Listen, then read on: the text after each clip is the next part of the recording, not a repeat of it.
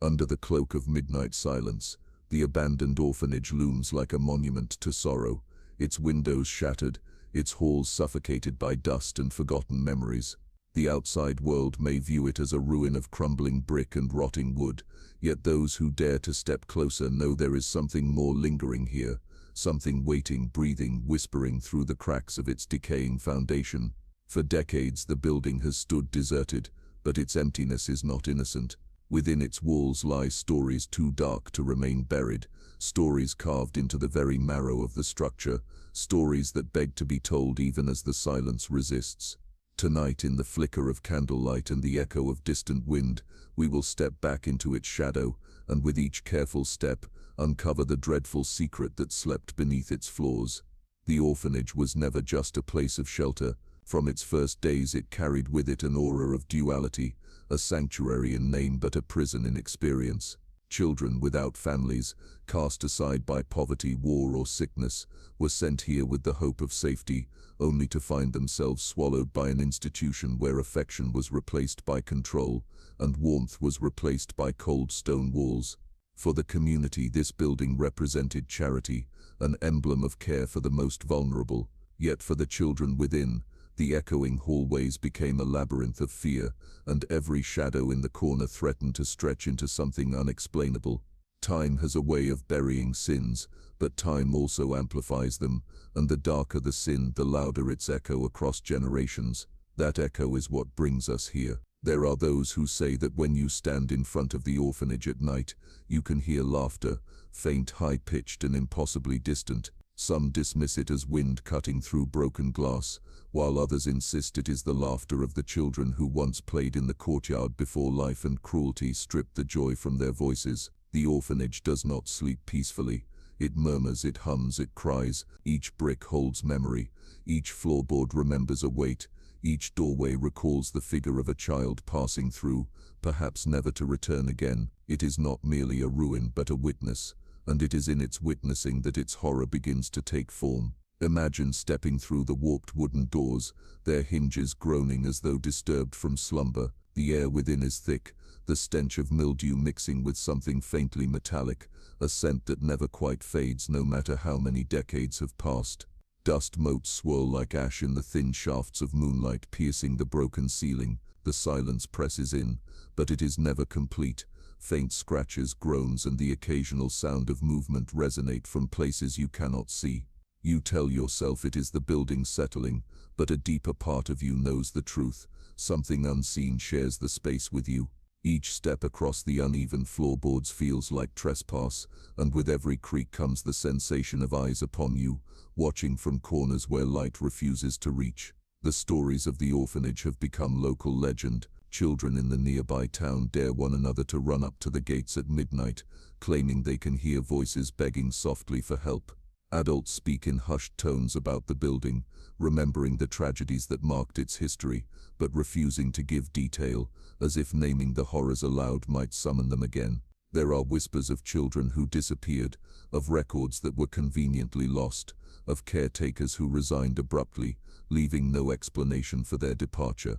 There are also darker whispers that beneath the respectable face of charity, something unholy was festering, something that demanded silence from those who knew.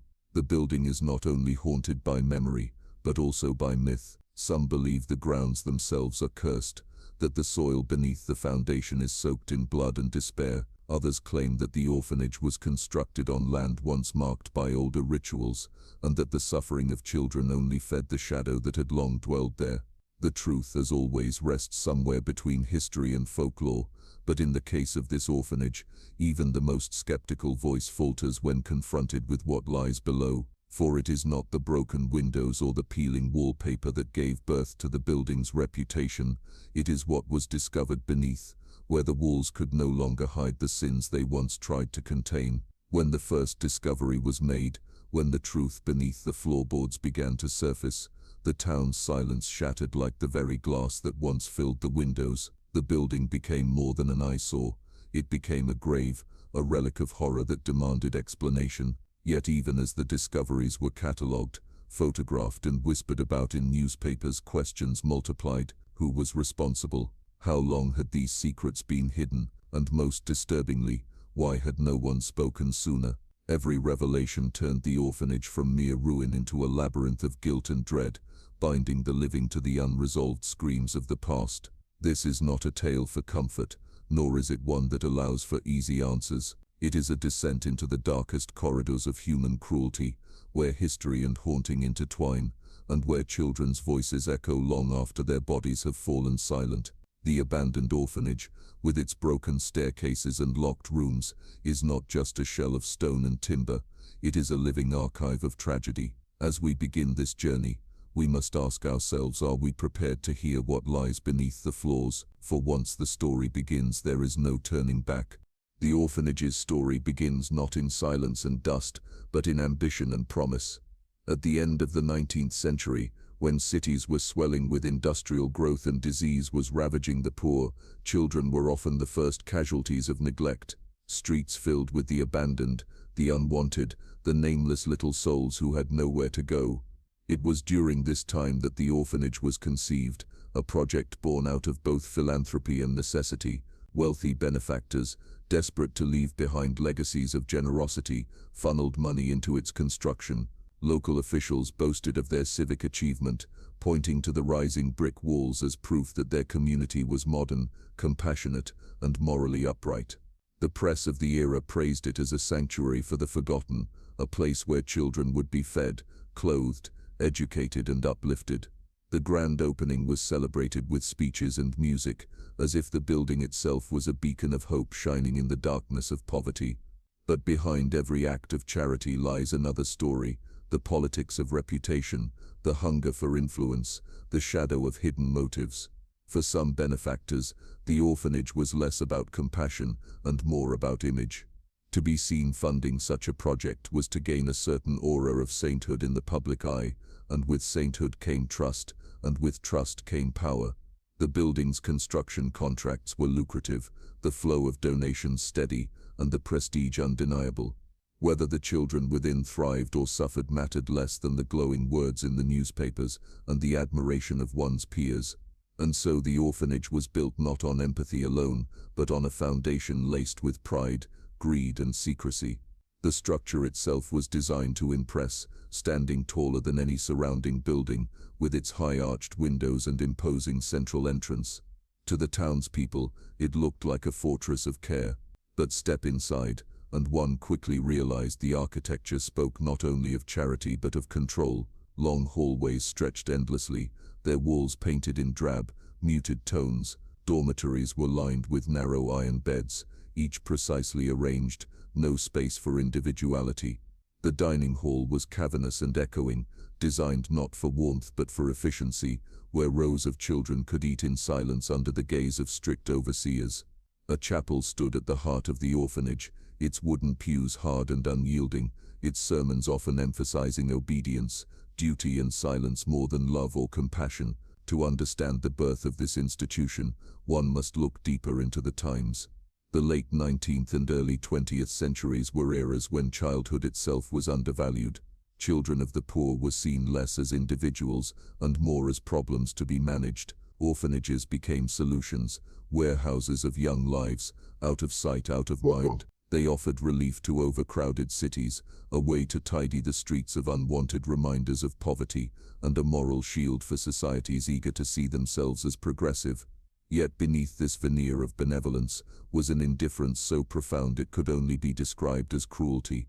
For the children, the orphanage was not salvation but confinement, a place where their names, histories, and identities were often stripped away. Records from the early years show admissions in staggering numbers, infants left by desperate mothers, siblings separated without hesitation, children abandoned after epidemics claimed their parents. Each entry was reduced to ink on paper, a cold ledger of arrival dates, basic descriptions, and often a single note, no family. Some names were misspelled, others erased altogether, replaced by numbers or shortened identifiers. What the town celebrated as compassion was, in truth, the creation of a machine, one that consumed children and produced silence. The orphanage thrived on the outside image of piety and discipline. Churches often partnered with it, promoting its mission from pulpits, insisting that children were being rescued from the clutches of sin and street life. Yet testimonies whispered years later by survivors revealed another reality. From the very beginning, the rules were harsh, punishments swift and affection non-existent. Children were taught to fear mistakes, to walk in lines, to speak only when spoken to. Any act of defiance was met with discipline that bordered on cruelty, long hours of isolation, forced labor, or the sting of the cane across young hands. The building that had been presented as a beacon of light quickly revealed itself to be a fortress of order and submission. Still, the town saw only the surface. They saw clean uniforms, orderly marches to church on Sunday mornings, polite smiles rehearsed for visitors. The orphanage became a point of pride, a place locals could point to when outsiders questioned their morality. What they did not see were the tears shed on straw mattresses at night, the whispered prayers of children asking for parents who would never come, the silent exchanges of fear between small eyes when footsteps echoed in the hallway after lights were extinguished. The foundation of the orphanage was steeped in contradictions, hope and despair, generosity and exploitation, sanctity and secrecy. And it is within this clash of appearances and realities that the darkness first rooted itself. For the sins of the orphanage were not sudden eruptions of cruelty, but slow, steady leaks of humanity drained away under the weight of control and neglect. Its beginning, once celebrated, was in truth a quiet funeral for innocence, disguised as salvation. What makes the orphanage's birth so chilling in hindsight is that everything appeared righteous. The speeches, the fundraising drives, the ceremonies of blessing, all of it crafted to assure the community that good had been done. But even as the first bricks were laid, cracks had already begun to form. The benefactors, though hailed as saints, would soon turn away. The staff, though praised as caregivers, would carry secrets too dark to share. And the children, those fragile beings meant to be protected, would discover that the promise of sanctuary was nothing more than the promise of another prison. The orphanage was born of light and shadow intertwined, a creation that carried within it the seeds of its own damnation. The foundations of brick and stone may have been strong, but the moral foundations were already fractured, already cursed. And as time passed, those fractures widened, until the building itself seemed to hold within its bones the screams and sobs of the innocent. Its story, though dressed in the language of compassion, was always fated to twist into something far darker, something that would one day be revealed beneath the very floors that once echoed with children's footsteps. Inside the walls of the orphanage, the truth revealed itself not in grand gestures but in the small daily routines that eroded the children's spirits. At first glance, life followed a strict rhythm.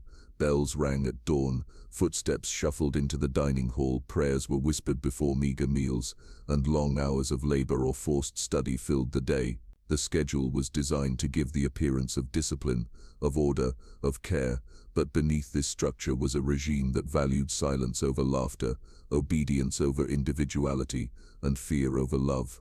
The promise of sanctuary faded quickly. For the children, each sunrise brought not comfort but dread, and each nightfall meant the return of nightmares that were all too real. The discipline was absolute. Children who cried for their mothers were scolded, told that weakness was a sin. Those who dared to speak out of turn were struck across the knuckles with wooden rulers, their hands swelling from repeated blows.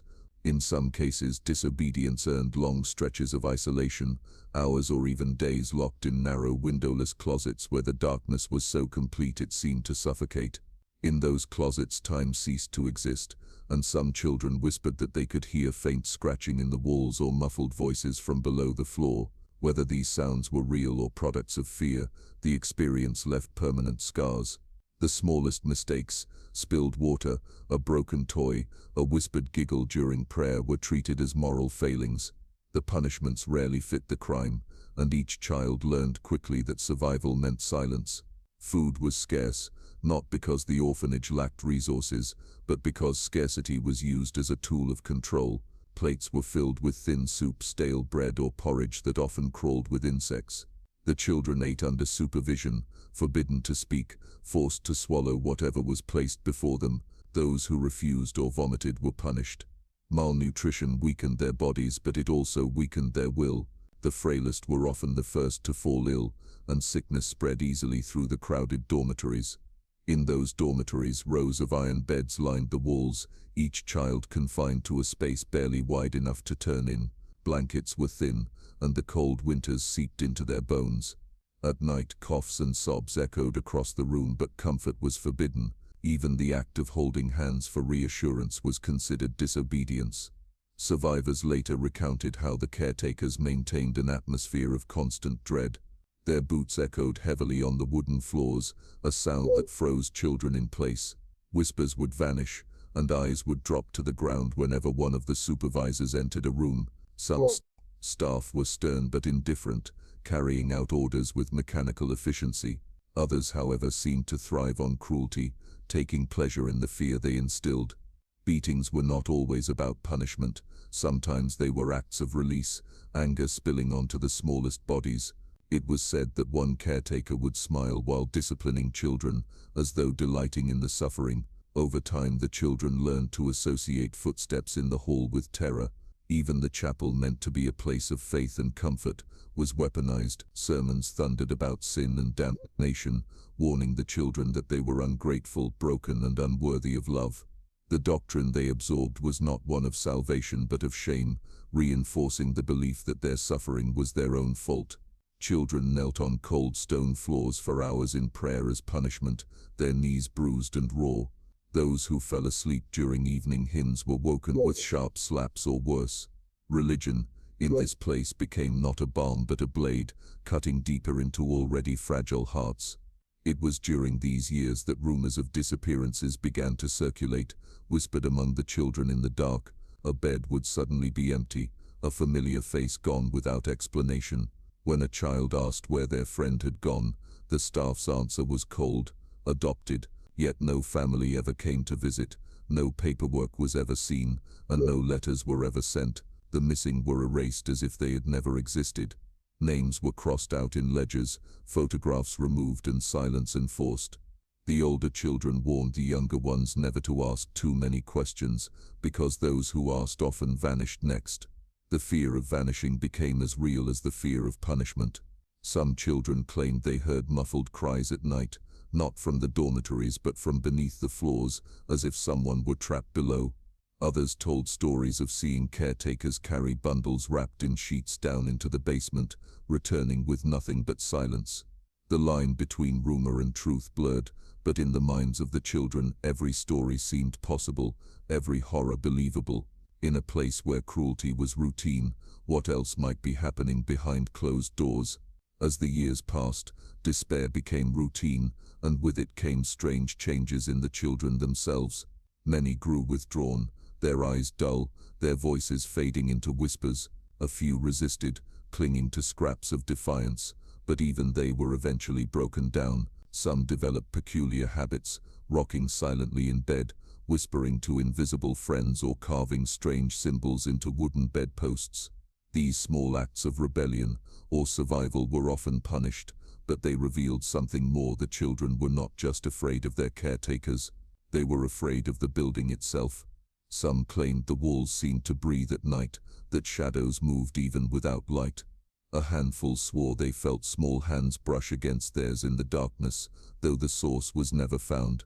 The cruelty within the orphanage was more than physical. It was psychological, spiritual, and unrelenting. Every detail of life was controlled, every moment of potential joy smothered, and yet beneath the daily routines and visible punishments, something darker stirred. The missing children, the whispered sounds beneath the floors, the unexplained symbols scratched into walls. These threads hinted at a deeper terror woven into the very fabric of the orphanage. What began as discipline and despair was evolving into something more sinister, something that could not be explained by cruelty alone. The walls were not just witnesses to suffering, they were accomplices, storing every scream, every sob, every secret. By the time the first generation of orphans had grown old enough to leave, the damage was permanent. Many carried scars, both physical and unseen, into their adult lives. Some spoke openly about the harsh discipline, while others remained silent, afraid that the orphanage still held power over them.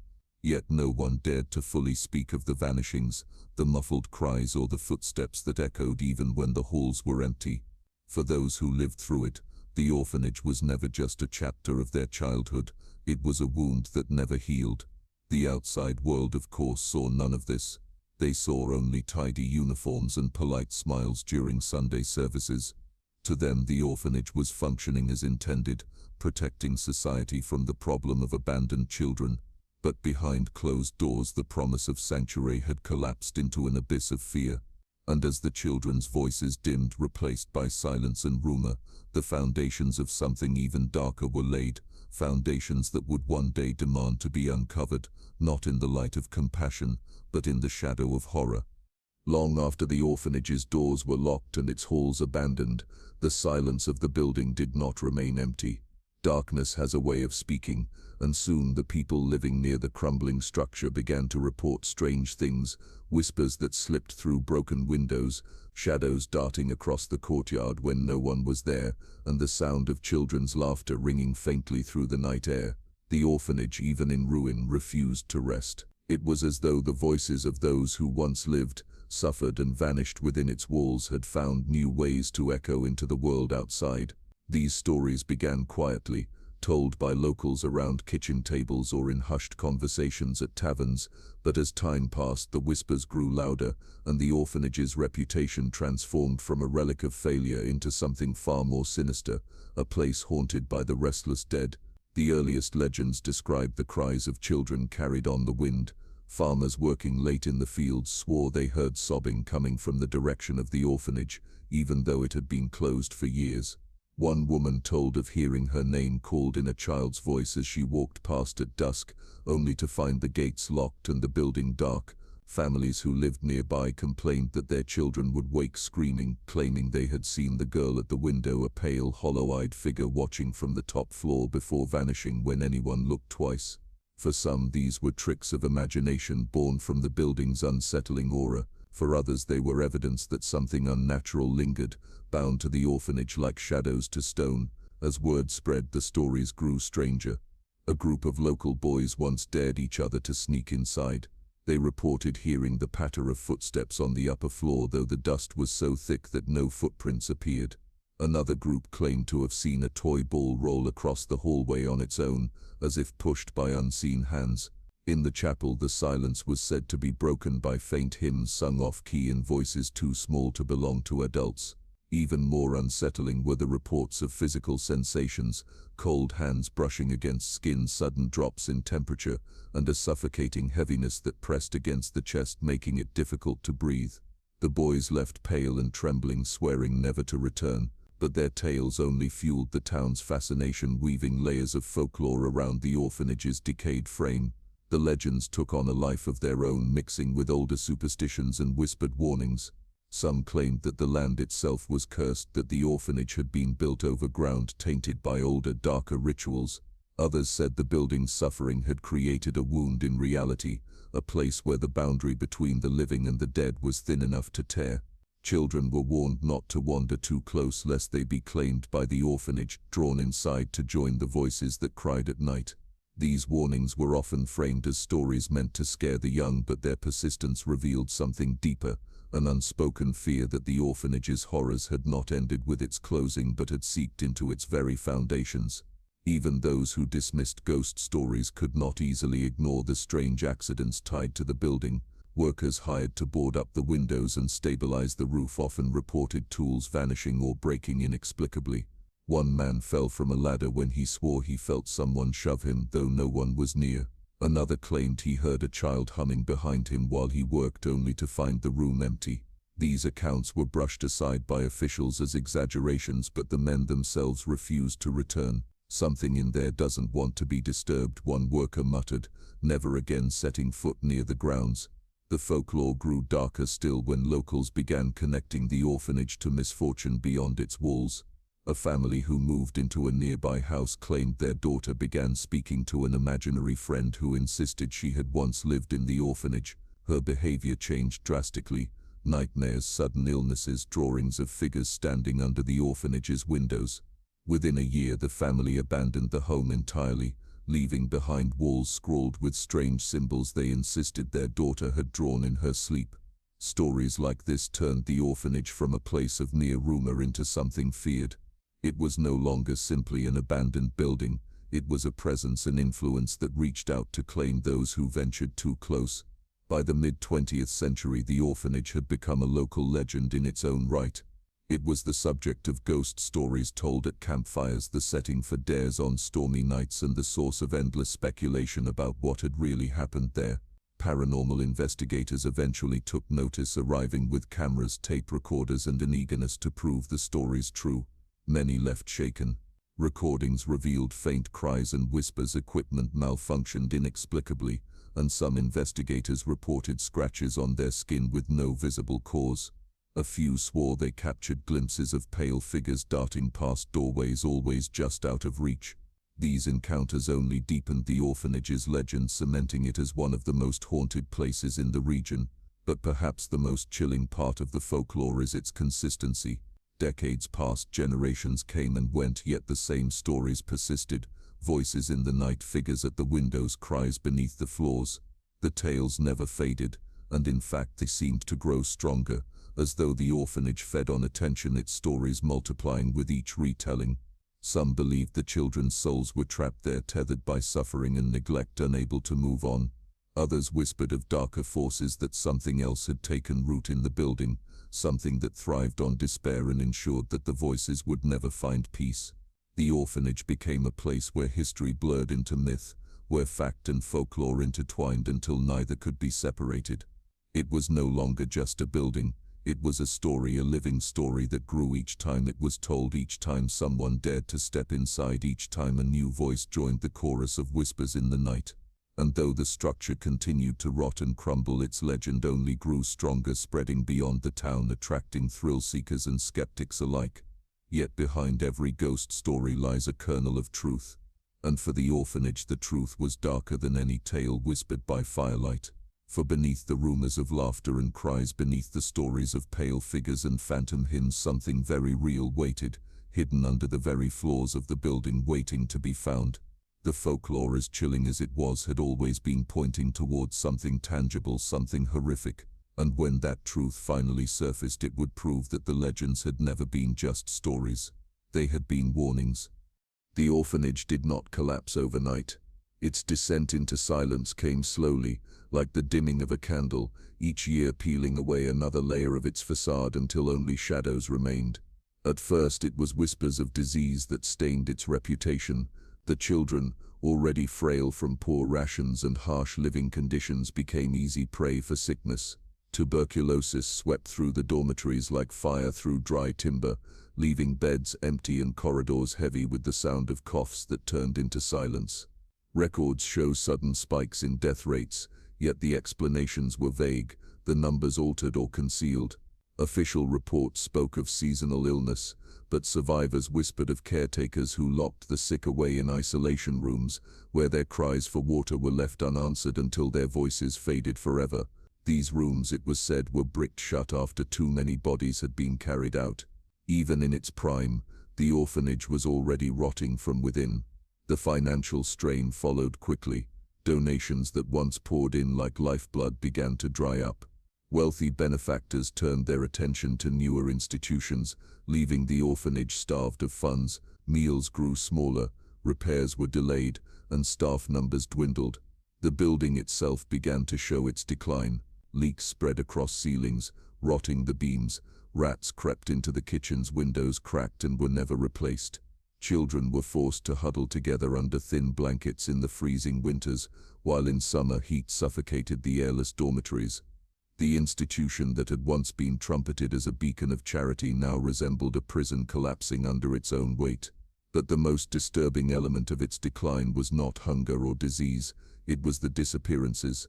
Rumors spread like wildfire among the children, murmurs of friends who were there one night and gone the next. Staff dismissed the vanishings with the same explanation every time: adopted. But there were no joyful farewells, no proud visits from families. Beds were simply stripped bare, names crossed out in ledgers, belongings removed.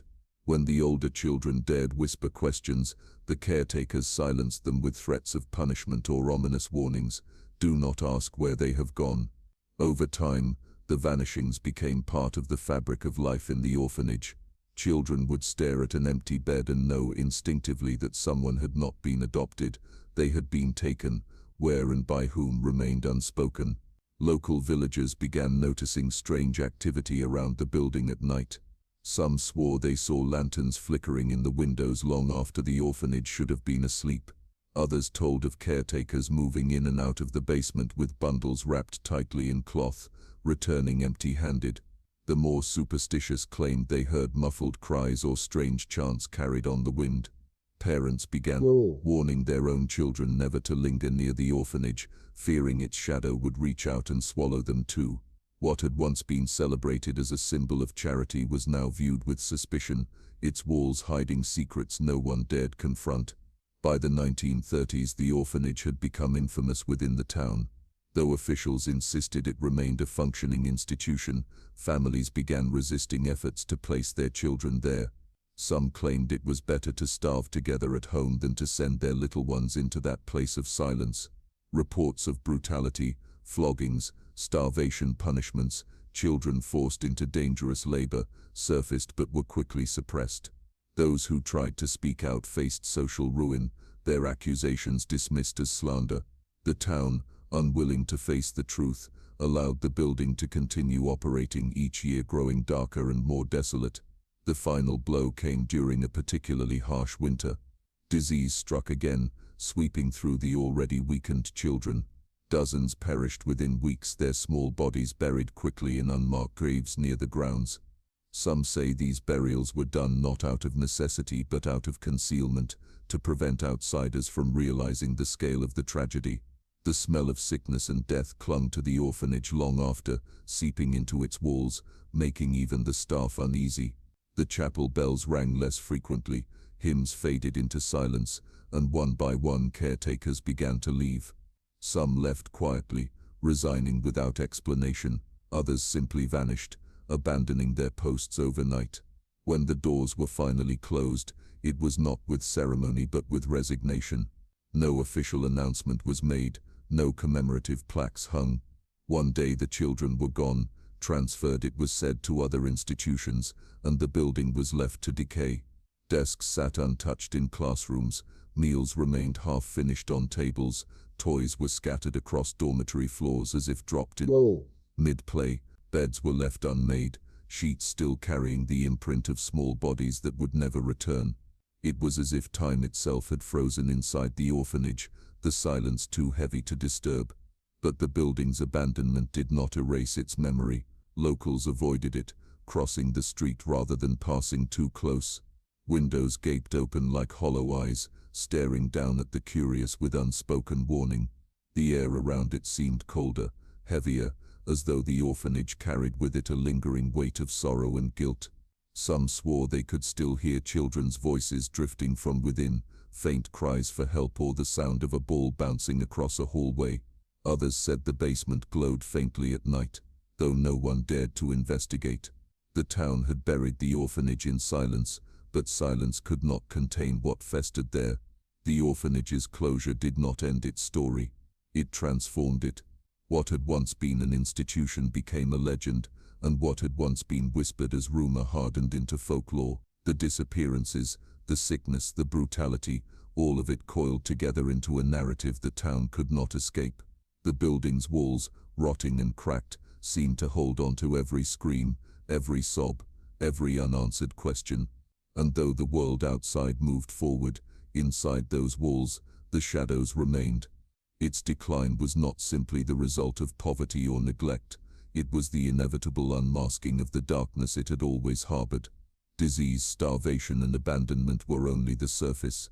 Beneath that surface lay something more insidious, something the caretakers themselves had tried to hide. And when the building was finally abandoned, that something did not die. It lingered, waiting, breathing through the silence, until the day its secret would be uncovered beneath the floors. The orphanage did not end in closure. It ended in a haunting.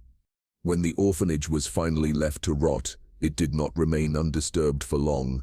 Empty buildings have a way of calling to the curious, and this one, looming like a dark sentinel over the edge of town, was irresistible to those who sought adventure, fear, or proof of the whispers that had haunted the community for decades. To the local children, sneaking into the orphanage became a rite of passage. To thrill seekers and urban explorers, it was the perfect backdrop for stories of ghosts and hidden secrets. And to those sensitive to the paranormal, it was a place that seemed to breathe on its own, alive with the energy of its troubled past. Yet every step across its warped floors carried with it the weight of trespass, as though unseen eyes watched and disapproved. The earliest intruders were children from the town, daring one another to run up to the gates at night or slip inside through broken windows. For many it was nothing more than a test of courage. Prove you could spend a few minutes in the dormitory, or survive a walk through the basement corridor without screaming. But some who went inside returned shaken, pale, and silent. They described strange things, toys that rolled across the floor on their own, the faint sound of humming drifting down the halls, and the sensation of being touched by hands that weren't there. One boy claimed he had seen a figure standing at the end of a hallway, small and still, watching him with eyes too dark to be human. He refused to speak of it again, and for years he would not walk past the building alone. As urban exploration grew in popularity, the orphanage became a hidden destination for those seeking the thrill of decayed beauty. Explorers came armed with flashlights and cameras, eager to capture the peeling wallpaper, the rusted bed frames, the chapel with its broken pews and overturned altar. They documented what they found: graffiti covering old walls, shattered glass crunching underfoot, the eerie sight of children's shoes left in corners, as though waiting for their owners to return. But their footage often captured more than they intended. Strange orbs floated across photographs, shadows appeared in places where no light should have cast them, and faint voices bled into audio recordings. Some explorers laughed these off as tricks of dust and wind. Others left convinced they had disturbed something that wanted to remain hidden. The accounts grew darker when paranormal investigators took interest. Drawn by decades of whispered legends, they entered with specialized equipment: electromagnetic detectors, thermal cameras, and digital recorders. Many expected nothing, but what they encountered forced even skeptics to hesitate. Recordings captured soft, childlike voices asking, "Where's Mama?" or whispering names that matched those of children once listed in orphanage ledgers. Thermal scans revealed figures darting past open doorways, their forms cold against the heat of the environment. In the basement, some investigators reported overwhelming feelings of dread, nausea, and an oppressive pressure on their chests, as if the building itself were trying to force them out. One group swore they saw handprints forming in the dust of a locked room's window, tiny handprints, smeared as if pressing to escape. Local teenagers kept the stories alive, adding to the folklore with each dare gone wrong. One group of friends claimed they entered on Halloween night, only to hear the faint sound of children chanting from the chapel. When they turned their flashlights toward the altar, the sound stopped, replaced by the sharp slam of a door behind them. They fled, but later insisted they had seen shapes, small and quick, moving in the shadows, watching. Another group told of finding toys arranged in neat circles on the floor, though none had touched them. When they returned days later, the toys were gone, replaced by nothing but dust and the faint scrawls of writing on the walls. "Leave us." For the townspeople, these tales only deepened the orphanage's curse. Parents warned their children not to enter, fearing the consequences. Some believed that trespassers risked carrying pieces of the orphanage's darkness back with them, that the spirits attached themselves to intruders, following them home. Indeed, stories circulated of explorers plagued by nightmares after their visits, of hearing knocks on their bedroom doors at night, or of finding small objects moved in their houses without explanation. A few claimed they awoke to the sound of children crying in their own homes, though no children lived there. Whether coincidence or consequence, the message was clear: the orphanage did not forgive intrusion. By the late 20th century, the building had become infamous among thrill seekers beyond the local community. Word spread online, with forums and amateur ghost hunting groups swapping tales of encounters inside its decaying halls. The more people entered, the more consistent the reports became. Shadows where no one stood, sudden drops in temperature, whispers caught on tape, and always, the sense that something was moving beneath the floors, scratching faintly, as though trying to be heard. The explorers came seeking excitement, but many left with fear they could not shake. The orphanage was not just another abandoned building, it was a place that absorbed those who trespassed, even if only for a night. Its stories multiplied because every visitor seemed to add their own, weaving another strand into the web of its legend. And though they told themselves they were brave, they all admitted one truth: no one felt welcome in the orphanage. The walls seemed to reject them, the air seemed to press against them, and the silence itself felt alive. The building, left to crumble, had become more than ruin. It was a stage for fear, a magnet for the curious, and a trap for the unwary. Explorers and trespassers had uncovered fragments of its truth, strange noises, eerie visions, whispers that seemed too real to dismiss, but none yet had unearthed the full horror of what waited beneath the floors. Their stories prepared the ground, priming the world for the revelation that would come when the orphanage finally gave up its deepest secret. For every explorer who walked away with trembling hands and pale skin, there was always the same unanswered question: were they alone in that building, or had something followed them out? Beneath the cracked wood and splintering beams of the orphanage, the story took its darkest and most tangible turn. For years the building had been a place of rumor, of whispers and flickering shadows. But rumor has limits. It can be dismissed, laughed off, or ignored. What was found beneath the floors, however, could not be dismissed. It was undeniable, physical, and horrifying in a way that silenced even the skeptics. The discovery transformed the orphanage from a site of urban legend into something far more sinister, a crime scene of forgotten history, an open grave where innocence had been entombed. The first discovery came by accident. In the early 1990s, a group of urban explorers ventured deeper into the structure than most dared. While maneuvering through the sagging dormitories, one of them noticed that a section of the wooden floor sounded hollow beneath his feet. At first he assumed it was simply rot, but curiosity gnawed at him. With a crowbar salvaged from the crumbling shed outside, they pried open the floorboards. What they expected to find was perhaps a crawl space or forgotten storage. What they found instead was a void that smelled of damp earth and something older, heavier, the unmistakable scent of decay. Their flashlights revealed the first shape, and as beams of light cut into the darkness, their voices broke into shouts, curses, and panicked gasps. Lying beneath the orphanage were bones, small, brittle, unmistakably human. The explorers fled, shaken to their cores. Some refused to speak of what they had seen, while others reported it anonymously to local authorities. The police arrived days later, skeptical at first. They assumed they would find animal remains, or the exaggerated fantasies of thrill-seeking teenagers. But when the boards were lifted again, and investigators climbed down into the shallow pit, the truth was unavoidable. Scattered across the dirt were dozens of small skeletons, many still clothed in tattered remnants of fabric that had once been children's nightshirts.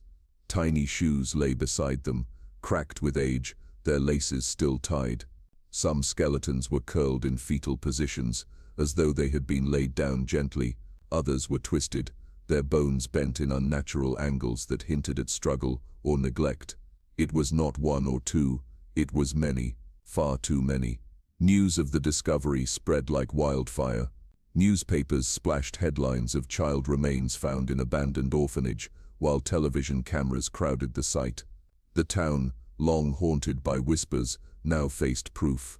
Families who had grown up hearing rumors of disappearances suddenly realized the stories were true. Authorities tried to contain the panic, speaking of historic burials or possible epidemic casualties, but the evidence spoke otherwise. The shallow, unmarked grave beneath the dormitory was not a burial ground, it was a hiding place. As forensic teams worked, more discoveries emerged.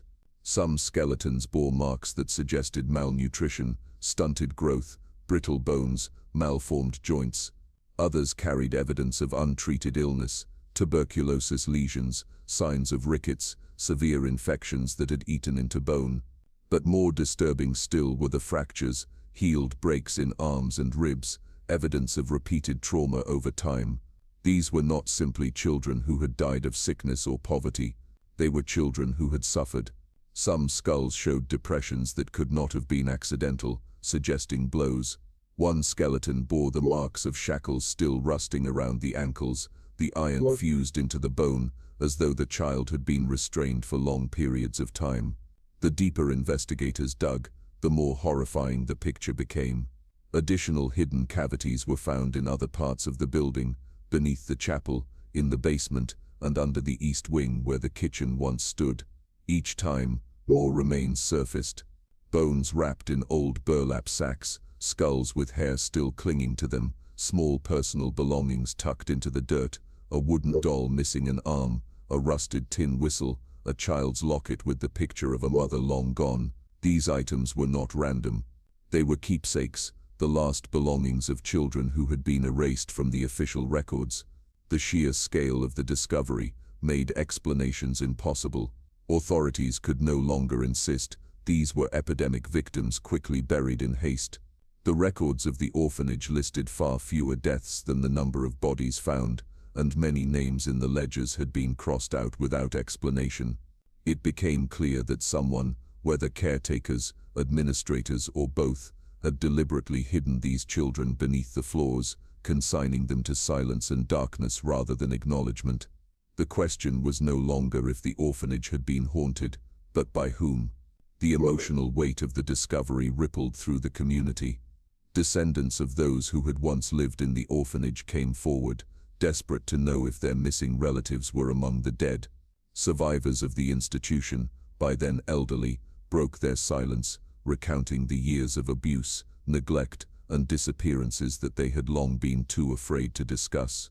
Some spoke of friends who vanished overnight, of caretakers who threatened that questions lead to punishment, of sounds at night that suggested bodies being moved. Their testimonies, once dismissed as exaggerations of traumatized children, suddenly carried undeniable weight in the face of the skeletal evidence. The most chilling discovery came not in the remains themselves, but in the strange carvings found on some of the wooden beams beneath the floor. Investigators documented crude etchings, symbols resembling crosses twisted into unfamiliar shapes, circles intersected by jagged lines, and what appeared to be letters forming words in a language no one immediately recognized.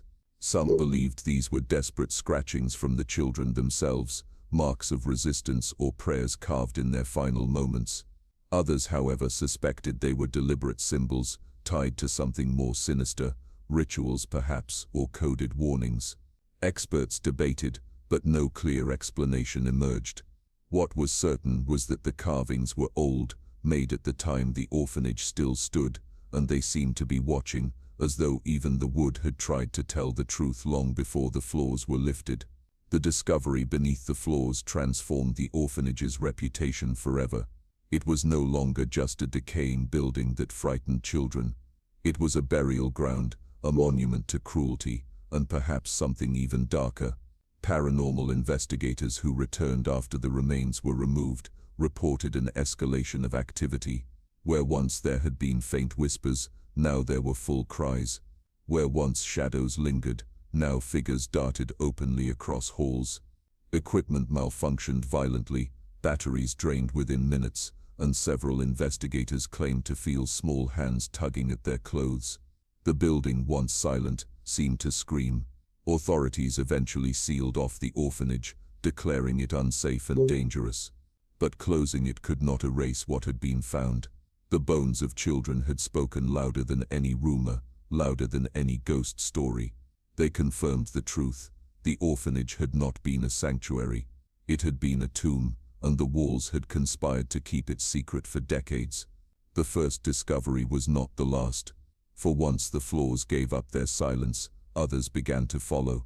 Each new cavity revealed another layer of horror. Each personal item another reminder that these were not nameless victims. They were children with lives, laughter, and hope, stolen and buried in darkness. And as each discovery unfolded, the question grew louder: who buried them, and why? The answer, or pieces of it, would begin to surface in the records, in the memories of survivors, and in the chilling intersection of folklore and fact. But for now, the hollow spaces beneath the floors told enough. The orphanage was no longer merely haunted, it was guilty. And the cries that had drifted through the night for decades were not imagination. They had been calling out for someone to listen, for someone to uncover the truth that had always been waiting beneath their feet. The discovery beneath the floors was only the beginning.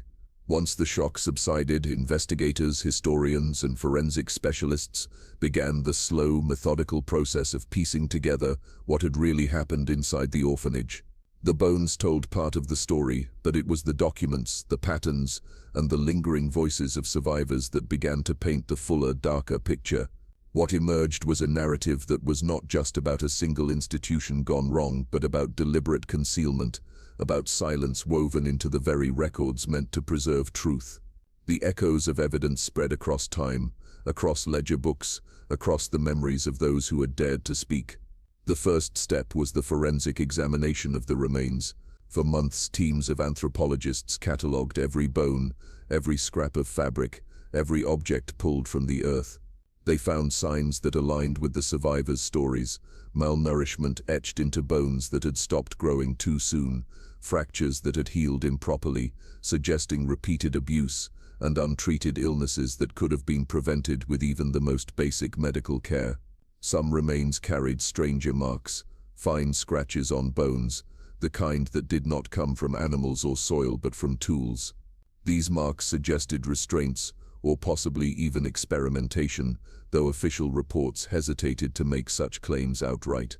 For every skeleton, there were far more questions than answers. The belongings found with the bodies became another haunting layer of testimony. The wooden doll with one arm missing, the tin whistle, the small silver locket with the faded photograph. These items spoke of individuality in a place designed to strip it away. They proved that these were not anonymous children, but people with lives and attachments. The fact that such objects were buried with them suggested someone, perhaps even another child, had tried to preserve their memory.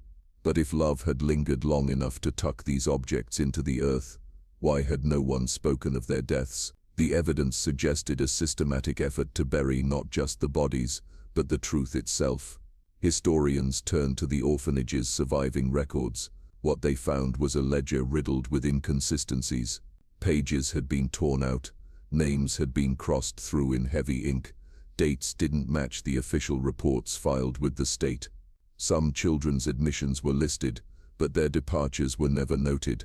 Others simply vanished from the pages, their lines abruptly cut short. The pattern was undeniable.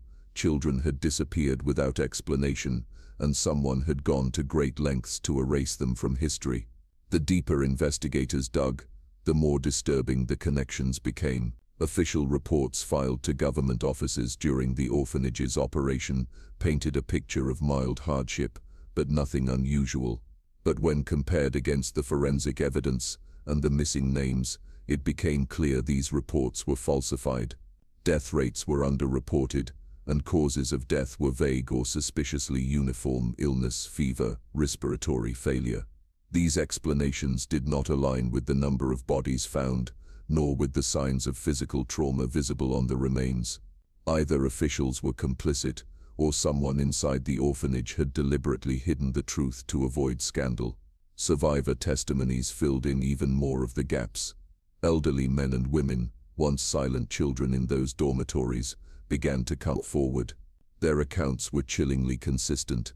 Many remembered the disappearances, the bed left empty, the whispers among children, the caretaker's curt explanations that someone had been adopted.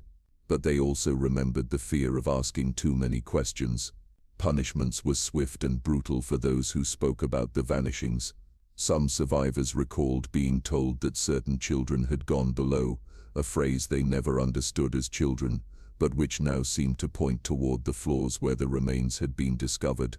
One survivor, her voice shaking, described how she had woken in the night to see two caretakers carrying what looked like a small, limp body wrapped in a sheet.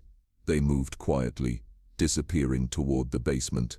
The next morning, the bed beside hers was empty. Another spoke of being locked in a storage closet as punishment, only to hear muffled cries beneath the floorboards. She pounded the walls, desperate to help, but no one came. These memories, once dismissed as nightmares or exaggerations, were now validated by the evidence unearthed in the dirt. Even more damning were the documents found hidden in the town's municipal archives, letters, receipts and reports that hinted at darker practices. Some referenced medical examinations conducted without detail, while others spoke of special cases that required discretion. A few contained vague but chilling phrases like "the less said, the better," though the language was deliberately ambiguous. When placed against the backdrop of the skeletons, these fragments became damning clues. The orphanage had not simply been negligent, it had been hiding something deliberate, something orchestrated. Folklore too gained a disturbing new credibility. For decades, townspeople had spoken of hearing cries at night, of seeing figures in the windows, of strange sounds rising from beneath the floors. Skeptics had dismissed these as superstition, but the discovery of the bodies revealed that the folklore had been rooted in fact. The cries had been real, the vanishings true. Even the carvings on the beams, once considered strange graffiti, began to take on a chilling weight. Were they desperate marks from children, or symbols left by caretakers hiding their deeds? Paranormal researchers insisted that the energy of so much suffering had left an imprint on the building itself, creating the phenomena that generations of townspeople had witnessed. As the investigation continued, patterns began to emerge. Certain years showed spikes in vanishings, correlating with financial downturns or outbreaks of disease. Some suggested that the orphanage, overwhelmed and underfunded, had chosen to dispose of children rather than allow their deaths to be recorded officially. Others whispered of darker motives, that the caretakers themselves had been complicit in acts far more sinister than neglect. There were unsubstantiated but persistent rumors of experiments, of rituals, of attempts to control or silence children who had seen too much. While no single explanation accounted for every piece of evidence, the convergence of bones, records and testimonies pointed to one undeniable truth: the orphanage had been a place of systematic cruelty, and its darkest secrets had been buried, literally beneath its floors. The echoes of evidence grew louder as each piece was revealed. Forensic scientists published reports confirming that many of the children had died violent or preventable deaths. Historians connected the falsified records to deliberate attempts at concealment. Survivors lent voices to the silence, their memories merging with the evidence to create a chorus of truth too loud to ignore. Yet even as the pieces came together, the larger question remained: who orchestrated this concealment and why? Was it an act of desperation by staff, or something more organized, more intentional? The truth remained elusive, as though the building itself was still guarding the final answers. But one fact was certain: the orphanage was guilty. Its silence had been broken, its floors no longer able to hold the weight of its lies. The evidence echoed across decades, reverberating in bones, documents, and memories. And with each echo came a deeper chill, a sense that the story was far from over, that something remained hidden, still waiting in the shadows, daring investigators to look closer. For every life, there is an ending. For every story, a final chapter. Yet for the keeper of the cursed tower, death itself seemed to falter, hesitating at the threshold as though uncertain whether it could truly claim him. The records tell one story, the villagers another, and the sea, always the sea, offers no answer but silence. What remains is a tangle of contradictions, a mystery so dense that even the passing of centuries has failed to unravel it. Officially, his death was noted in sparse and clinical language: deceased, cause unknown, body unrecovered. That was all. A line in a government ledger, filed away with other names, other lives, other forgotten men. To the authorities, it was enough to close the matter. The tower had been automated soon after, its light tended by mechanisms rather than men. The keeper was gone, case closed. But those who lived near the tower, those who watched his shadow pacing year after year, knew better, or at least believed they did. They said no body was ever pulled from the sea, no grave was ever filled with his remains. The records may have declared him dead, but the cliffs and waves told a different story. For nights after his supposed death, the villagers still saw the lantern burning, steady and unbroken, even though no one had been assigned to tend it. Some claimed his final days were marked by violence. One tale insists that during a brutal storm, he was seen on the gallery, clutching the railing as waves smashed against the rocks below. Lightning struck near the tower, illuminating him in brief flashes, arms spread wide, head tilted back, as if he were embracing the storm. When dawn came, he was gone, his logbook ending mid-sentence. The sea, nothing more. Others claimed his end was quieter, almost ritualistic. They said he prepared himself for death like a monk preparing for prayer. He polished the lens until it gleamed like crystal. He trimmed the wick and filled the reservoir with oil, ensuring the light would burn long after he was gone. Then he climbed to the lantern room one final time, lit the flame, and sat in silence. When the supply crew arrived weeks later, they found the light still glowing, but the tower empty. No trace of him remained, no coat, no boots, no body, only the steady flame, turning slowly as though he was still there. A third version, whispered in taverns and fishing huts, suggests something more chilling. According to these accounts, his death never happened at all. He did not drown. He did not vanish. He simply continued. Some villagers swore they saw him walking the cliffs years after his death had been recorded. Others claimed they heard his footsteps echoing inside the empty tower. One family, living on the mainland, told of a figure knocking on their door during a storm, only to disappear when they opened it, leaving behind wet footprints that led nowhere. Perhaps the most unsettling stories came from sailors. Long after the tower was said to be unmanned, ships reported seeing the light burning bright. Some swore they saw a figure pacing inside the lantern room, silhouetted against the glow. In fog, they claimed to hear a voice carried across the waves, warning them to steer clear, or in some cases, urging them toward the rocks.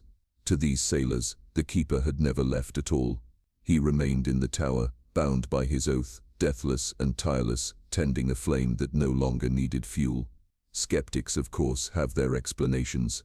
They argue that the sightings were illusions, products of fear and fatigue. The sea is a master of trickery, bending light, warping sound, creating phantoms out of mist. The automation of the tower ensured that the light continued even without a human hand, which could easily explain the reports of its persistence. As for the figure in the lantern room, perhaps it was nothing more than shadows thrown by the rotating lens, and yet, the logbooks complicate matters. After his supposed death, new entries appeared in the margins of the final volumes, entries written in the same cramped, slanted hand that villagers swore was his. Phrases like, "The sea calls again," "It is not finished," "I remain." Officials dismissed these as forgeries, the work of pranksters or later keepers with a taste for melodrama. But to those who had known the man, the handwriting was unmistakable. So what, then, was the truth? Did he drown in the fury of the waves, his body swallowed by the abyss? Did he walk away from the tower, lost to madness, vanishing into fog? Or did he pass beyond the ordinary fate of men, his soul fused with the stone and flame, his vigil eternal? No one can say for certain. What is undeniable is this: his absence did not bring peace.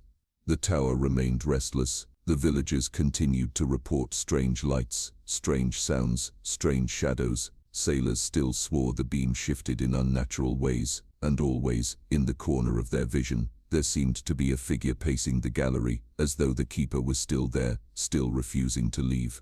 Death had claimed his name in the records, but the sea had not released him. His story did not end with a grave or a funeral. It lingered, unresolved, like a storm that never passes, like a flame that refuses to die. The keeper's death, or the absence of it, only deepened the legend.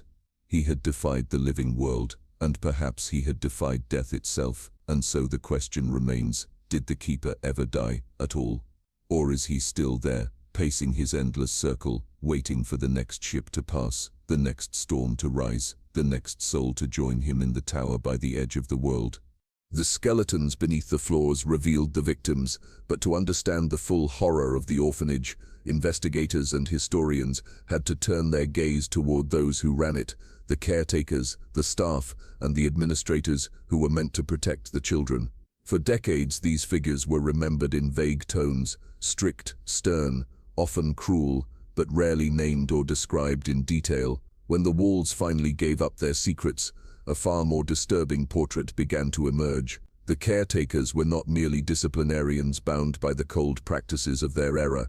Some were complicit, others malicious, and a few appeared to harbor secrets so disturbing that even their colleagues chose silence over confrontation. To tell the story of the orphanage is to peel back the layers of their complicity and to confront the possibility that the building was not simply a place of neglect, but of deliberate cruelty. The head administrators, often cloaked in religious or civic respectability, were the first layer of this veil. They presented themselves to the public as saints of charity, smiling in photographs, speaking of duty and morality. But their ledgers told a different story.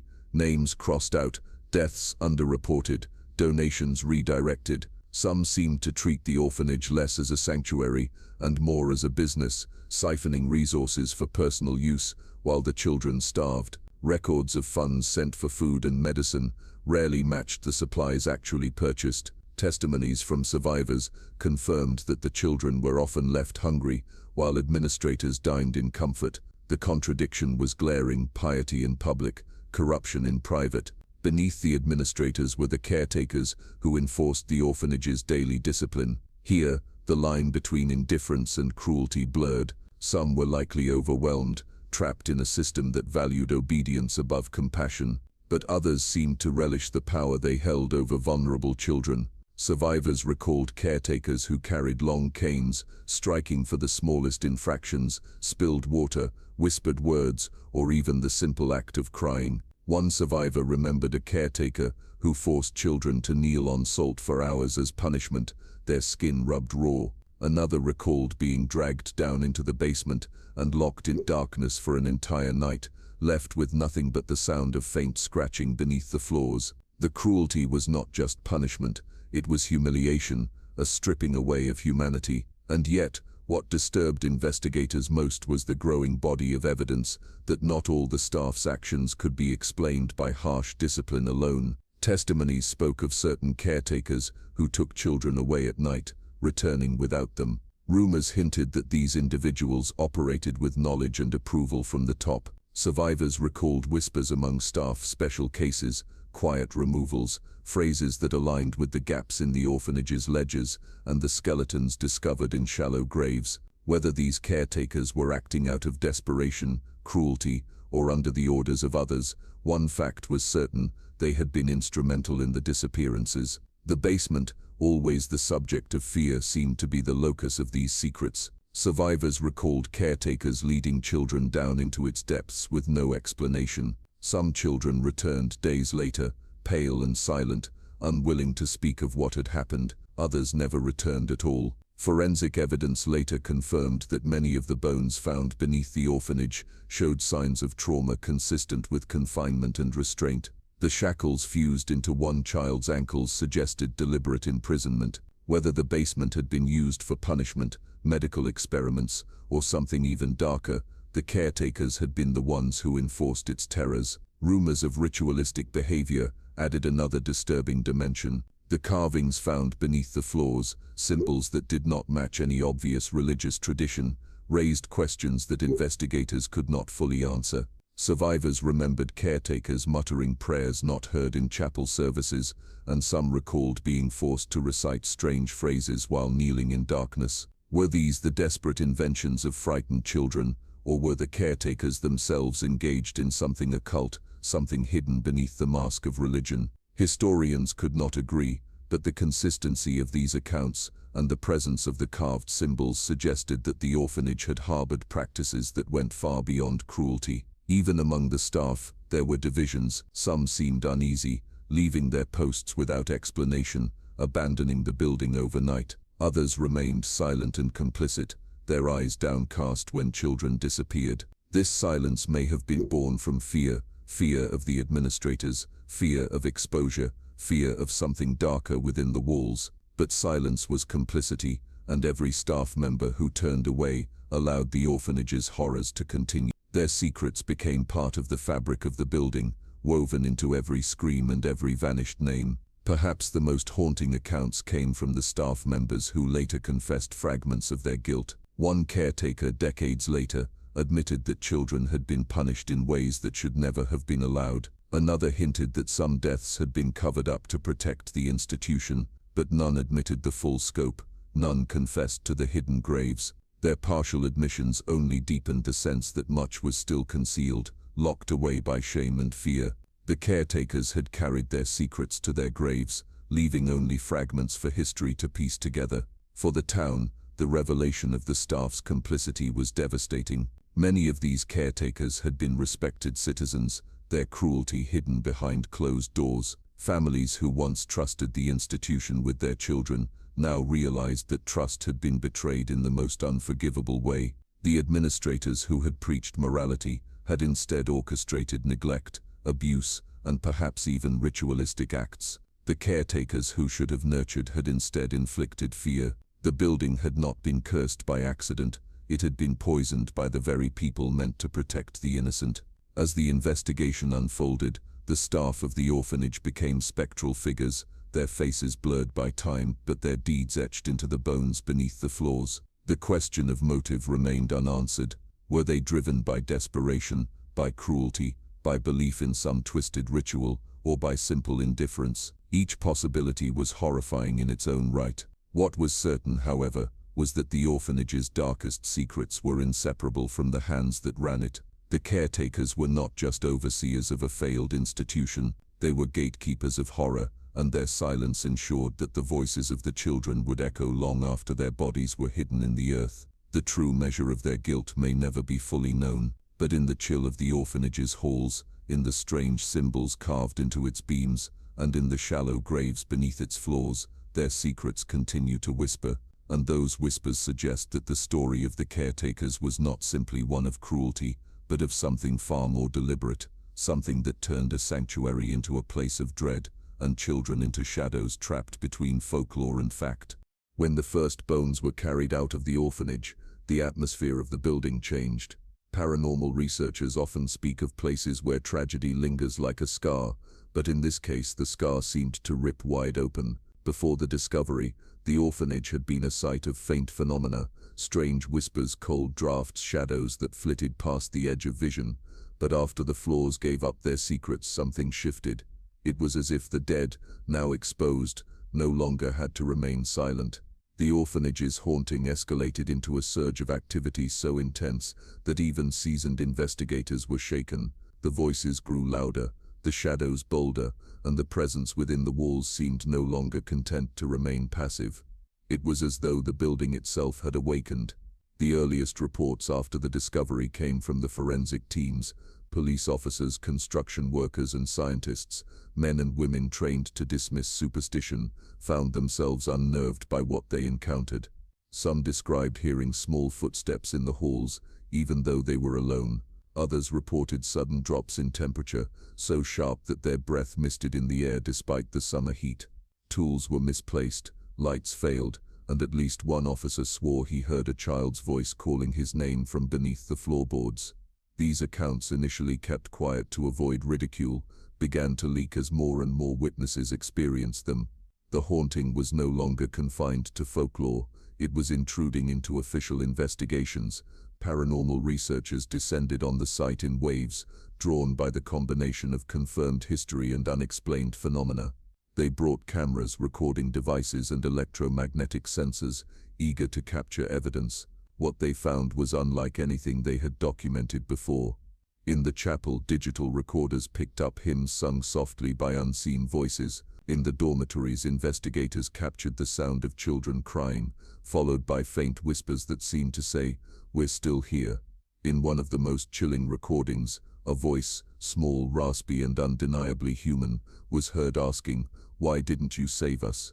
Even skeptics could not easily dismiss such direct words, especially when they were captured repeatedly on separate devices. The shadows that moved through the halls also became more aggressive. Visitors reported seeing child-sized figures darting from doorway to doorway, their movements too fast and precise to be tricks of light. Some investigators described seeing these figures up close, pale faces with hollow eyes, staring silently before vanishing into the darkness. In the basement where the most remains had been uncovered, these apparitions were often accompanied by violent physical sensations. Investigators spoke of sudden nausea, pounding headaches, and the overwhelming feeling of being suffocated. One researcher collapsed entirely, gasping for air as though invisible hands were pressing down on his chest. He had to be carried from the building, and afterward he refused to return. Objects too began to move on their own. Chairs scraped across the floor when no one was near them.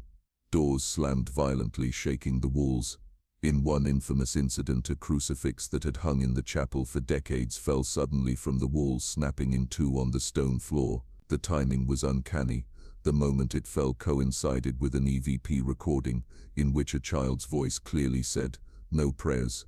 For many, this moment became the defining image of the orphanage's haunting, a rejection of the faith that had once been used as a weapon against the children inside. Perhaps the most disturbing reports came from those who stayed overnight.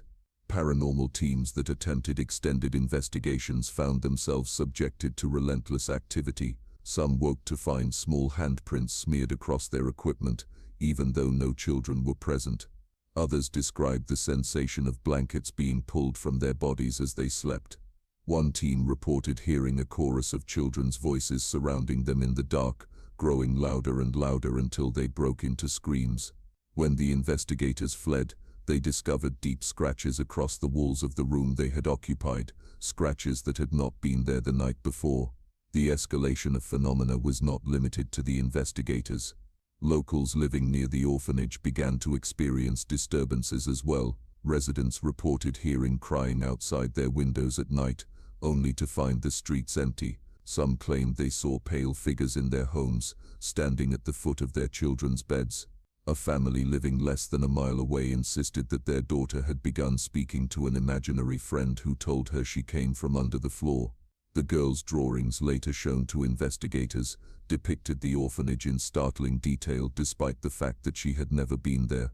For skeptics, the haunting surge was a psychological reaction to the discovery of the bones, grief and horror manifesting as ghost stories.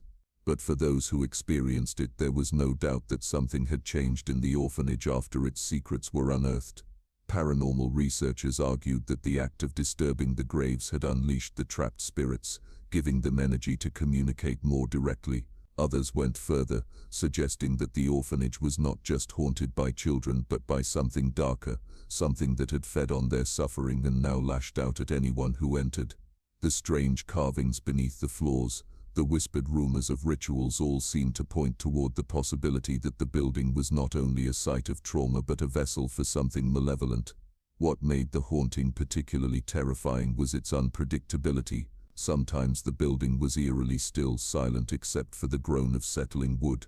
At other times activity erupted in violent bursts, doors slamming, voices screaming, objects thrown across rooms. Investigators spoke of entering calm and leaving bruised, scratched or trembling from unseen attacks. The energy seemed intelligent, reactive, as though it responded to the emotions and intentions of those who stepped inside. Those who entered with skepticism sometimes left with the most violent experiences, as if the orphanage itself was determined to prove its reality. Even after authorities sealed the building, the activity did not cease. People reported strange lights glowing from the windows at night, flickering like lanterns or candles. Passers-by swore they heard music drifting from the chapel, faint hymns sung by voices too young to belong to the living. The orphanage's legend spread beyond the town, attracting thrill-seekers from across the country. Many left shaken, some injured, and a few refused to speak of what they had seen. Each news story only added fuel to the fire, reinforcing the orphanage's reputation as one of the most haunted and cursed sites in existence. The paranormal surge following the discovery made one fact impossible to deny: the orphanage had been keeping secrets for decades, and once those secrets were uncovered, they refused to stay quiet. The children who had been silenced in life were screaming in death, their voices captured on tape, their shadows burned into memory. And whether one believed in ghosts or not, the evidence, physical, emotional, and historical, was overwhelming. The orphanage was no longer just a ruin of the past. It was a wound that refused to heal, a place where the dead demanded to be heard. For those who entered after the discovery, there was always the same realization: this was not a haunting born of imagination or folklore. This was retribution. This was the past clawing its way into the present, refusing to let the world forget what had been done beneath the floors. and in every whisper, every scream, every violent outburst, the message was clear: the orphanage's story was not finished. The story of the orphanage could have ended with the discovery of bones, the testimonies of survivors, and the surge of paranormal activity that followed. But for many, what unfolded afterward proved that the building itself carried something more than memory. It carried a curse. It was not only the children's voices that haunted those who entered, it was an inexplicable chain of misfortune that seemed to follow anyone who dared to disturb, investigate, or profit from the place. The curse of the orphanage was not legend alone. It revealed itself in accidents, tragedies, and lives torn apart by forces no one could explain. The first signs came in the wake of the official investigations. Police officers who had handled the remains reported sudden illnesses, strange fevers that doctors could not identify. A forensic technician involved in cataloging the bones was killed in a car accident less than a week after completing her work. Another, who had spent weeks in the basement documenting carvings, later confessed to friends that he felt watched every night in his own home, as though something had followed him. He grew increasingly paranoid, unable to sleep until he left his job entirely. His family claimed he was never the same. These incidents could have been coincidence, but as they accumulated, whispers of a curse began to spread. Contractors hired to secure the building fared no better. Several workers were injured in accidents that defied explanation: scaffolding collapsing on calm, windless days, power tools malfunctioning and causing severe injuries, ladders slipping even on stable ground. One worker fell through a rotted section of the floor and swore that as he plummeted, he felt hands push him from behind. He survived, but left with broken ribs and the conviction that something in the orphanage wanted him gone. After a string of injuries, the construction company pulled out entirely, refusing to take further contracts related to the site. They described it in simple terms: that building doesn't want to be fixed. Even those who tried to turn the orphanage into profit were not spared.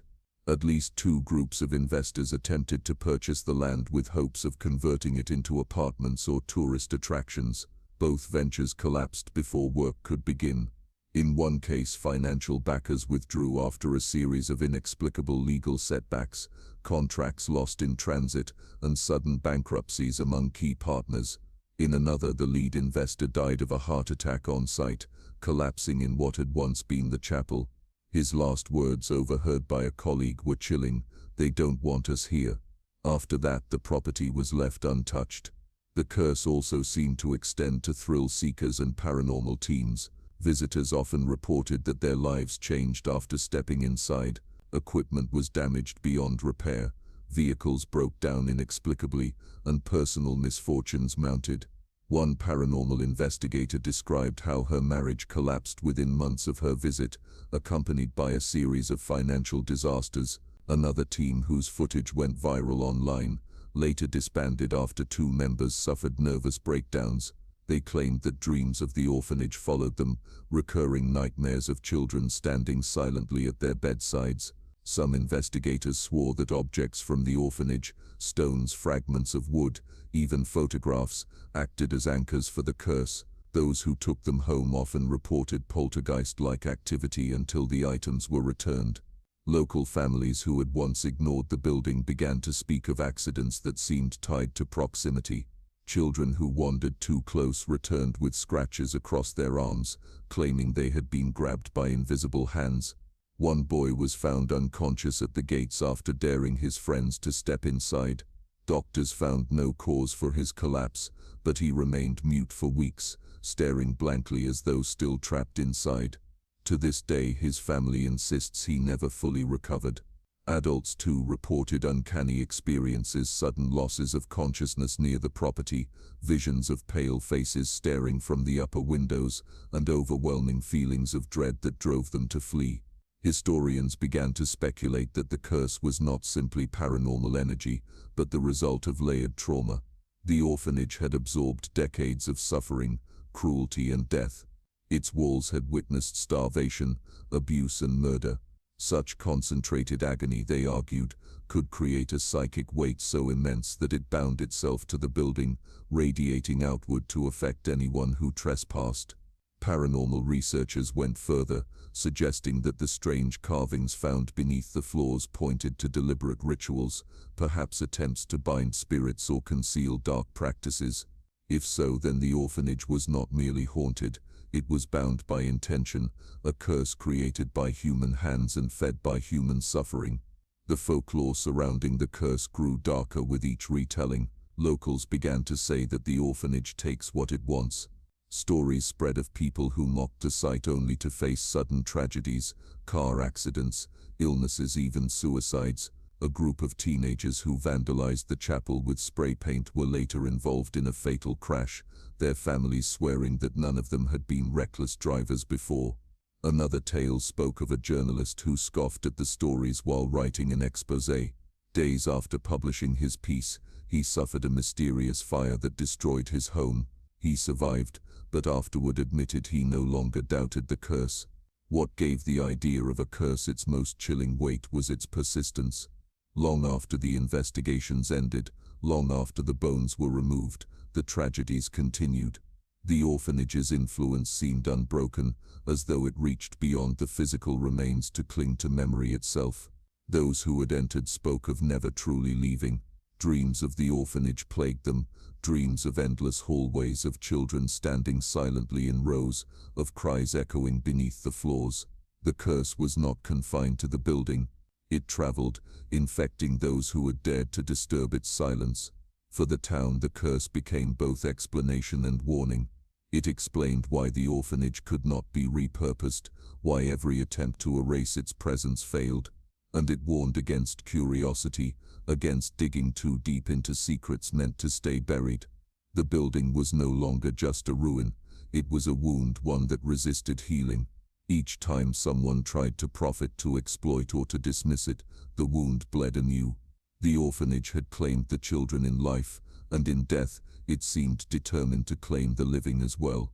By the dawn of the 21st century, the orphanage stood untouched, its windows hollow, its walls crumbling. No developers dared buy it, no contractors dared repair it. Even trespassers became fewer, deterred not by warnings of law but by the deeper warning of legend. Everyone in the town understood one truth: the orphanage did not forgive. Whatever had been done there, whatever secrets lay beneath the floors, had not only haunted the past, they had poisoned the present. The curse of the orphanage was more than folklore. It was a living force woven into the soil, the stone, and the memory of the community. To stand at its gates was to feel its presence, to sense the weight of sorrow pressing down, and those who ignored the warnings, those who stepped too close, soon learned that the orphanage never released its grip. The story of the orphanage does not end with bones beneath the floors nor with whispers in the night. It lingers, stretching across time, demanding that the living reckon with what has been unearthed. The discoveries forced a confrontation that many in the town had avoided for decades. They had grown accustomed to the whispers, comfortable dismissing them as folklore, but when the evidence surfaced, silence was no longer possible. The orphanage's legacy was now written in bone, in dust, in scars carried by those who had once been its children. To reckon with the past was not simply to acknowledge it, it was to wrestle with its weight, to decide how such horrors could ever be remembered, and whether remembrance was even enough. Historians were the first to attempt to catalogue what had been revealed. They pieced together the orphanage's story, laying bare the hypocrisy of its founders, the corruption of its administrators, and the cruelty of its caretakers.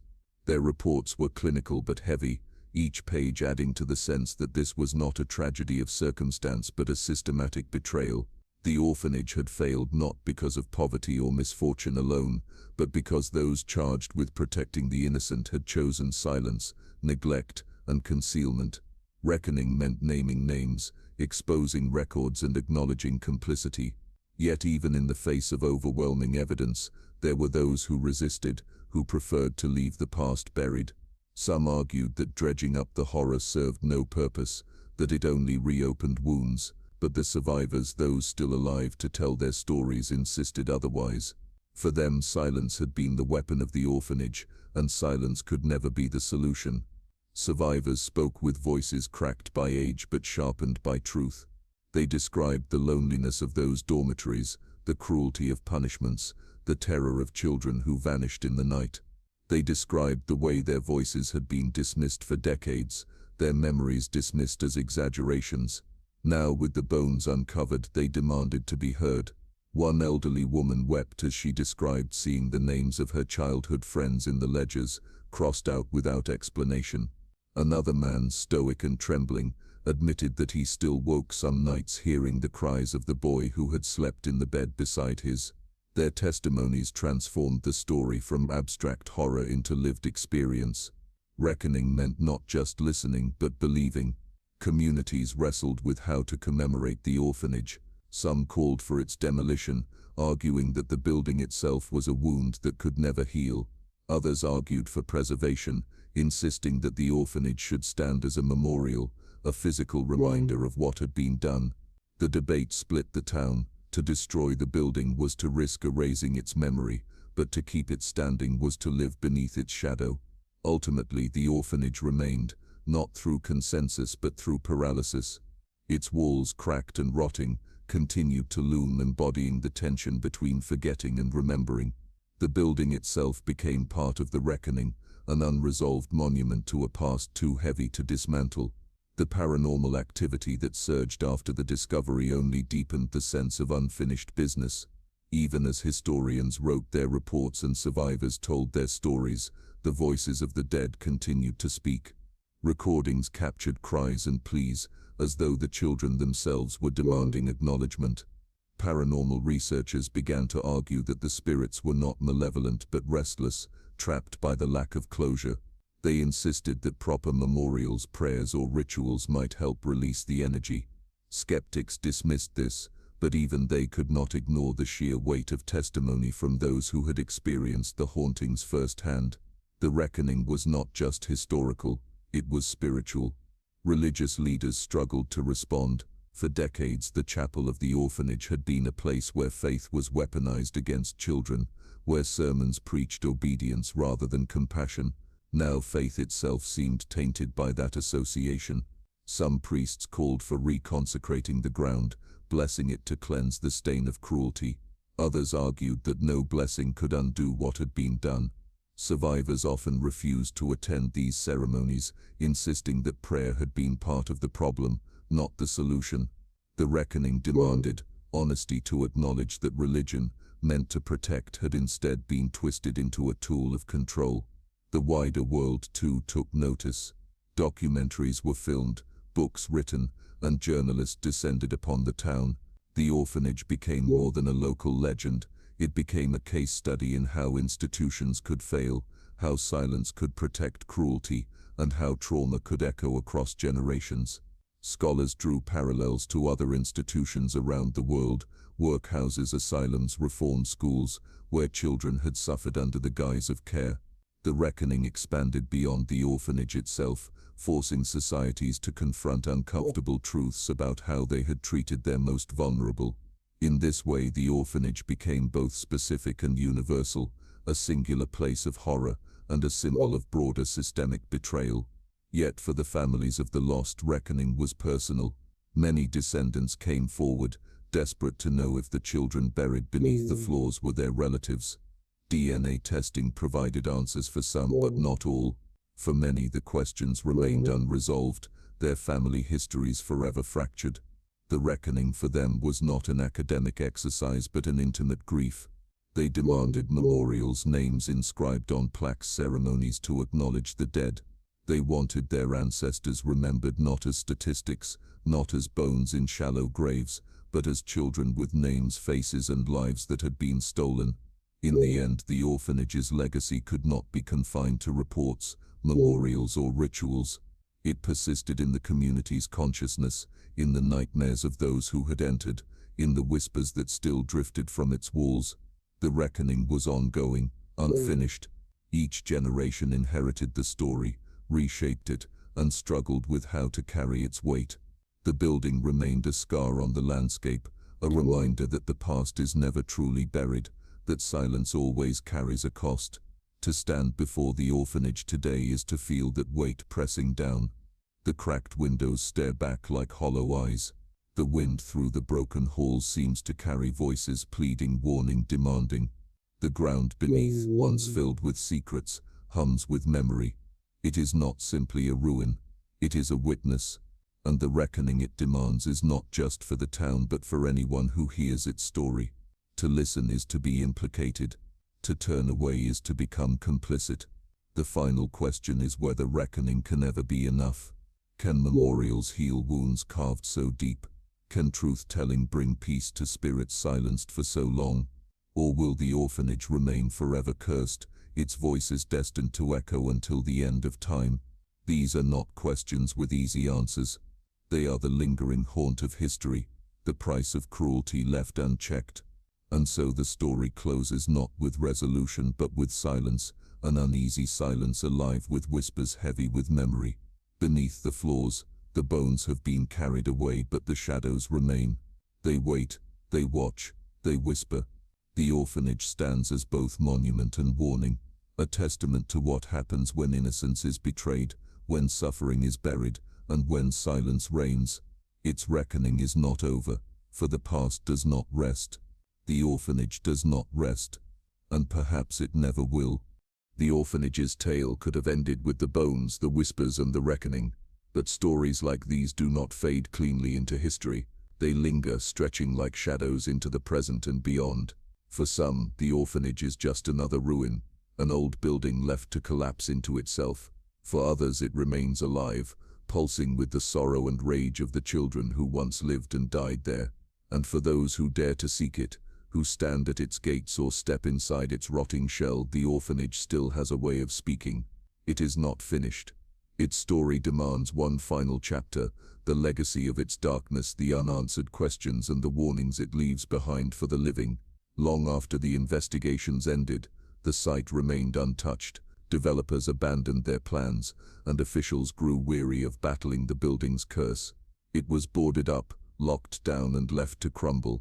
Yet this very abandonment only added to its legend. Explorers still crept inside, documenting graffiti-smeared walls and decaying hallways. Paranormal teams returned, capturing new cries, new shadows, new whispers. The voices of the children did not fade with time. If anything, they grew sharper, as though the dead were impatient for closure. Some investigators claimed the activity became more personal, voices calling their names, objects moving in response to their questions, shadows following them even after they left the property. The orphanage was no longer just a place of history. It had become a mirror, reflecting the living back to themselves, demanding that they confront what cruelty, neglect, and silence had created. The curse, too, persisted. Locals still spoke of accidents tied to the building, of sudden misfortunes befalling those who mocked or dismissed it. Even those who merely passed by sometimes reported feeling sick, disoriented, or overwhelmed with sorrow. A handful of residents claimed their dreams were haunted by the orphanage even if they had never set foot inside. The building's shadow had stretched beyond its walls, embedding itself in the psyche of the town. It was no longer simply a ruin to be feared. It had become a symbol of warning, a reminder that some sins do not stay buried, and some places never heal. But perhaps the most enduring part of the orphanage's legacy lies in the questions it forces us to ask. How many other institutions have buried their secrets in silence? How many stories of suffering have been dismissed as folklore until proof forced the world to listen? The orphanage stands as a chilling reminder of how easily cruelty can hide behind respectability, how quickly society can turn away from its most vulnerable, and how long the dead can wait for justice. To tell the story of the orphanage is to confront more than one building's history. It is to confront the darkness within human nature itself. In recent years, discussions have emerged about transforming the site into a memorial. Some propose gardens, plaques, or statues to honor the children lost. Others argue that nothing should disturb the building further, that it should be left to collapse. Its ruins a natural tombstone for the forgotten. Survivors and descendants remain divided. Some want recognition, a place to mourn, a permanent record of what was done. Others want the orphanage erased, its stones scattered, its memory left behind. The debate reflects the larger struggle of reckoning. How do we remember horror without letting it consume us? How do we honor the dead without tethering them forever to the site of their suffering? Paranormal researchers, meanwhile, insist the hauntings will never end until something is done. They argue that the spirits are restless because justice has not been served, because truth has not been fully acknowledged. Even with bones uncovered, ledgers examined and testimonies recorded, the orphanage still feels unfinished, unresolved. Perhaps the dead do not seek only remembrance. Perhaps they seek peace or vengeance, or something the living cannot understand. Until then, the activity continues, and each new voice captured on tape, each shadow glimpsed in the dark, is another reminder that the orphanage's story refuses to close. Standing before the building today, the air itself feels heavy. The broken windows gape like hollow eyes, the doors sag like a mouth half open, whispering. The ground beneath seems charged, humming with memory. Those who dare to step closer often describe the same sensation, as though the orphanage itself is watching, waiting, judging. Some leave shaken, others fascinated, but none leave untouched. The building has become more than wood and stone. It is a presence, a witness, a warning. Its curse is not just in the tragedies it inflicted, but in the way it forces the living to see themselves reflected in its decay. The final legacy of the orphanage is not just its horror, but its lesson. It teaches that silence is complicity, that cruelty thrives in secrecy, and that suffering does not disappear when ignored. It shows us that the past cannot be buried. It waits, it whispers, it claws its way to the surface until it is acknowledged. The bones beneath the floors were more than remains. They were a message that cruelty leaves scars deeper than flesh, scars that echo through generations, scars that refuse to fade until someone listens. And so the orphanage stands, still. Its story has been told in whispers and headlines, in ghost hunts and survivor testimonies, yet it remains unresolved, unfinished. Perhaps it always will. Perhaps that is the final piece of its curse, that it can never truly be closed, never truly forgotten. The cries will continue to echo, the shadows will continue to move, and the building will continue to watch. For those who listen, the message is clear. Beneath the floors of the orphanage lies not just the story of children betrayed, but a warning for the living. A warning that cruelty, when buried, only grows stronger, that silence, when chosen, becomes complicit, and that some places, some wounds will never rest until justice is done. The orphanage does not rest, and perhaps neither should we.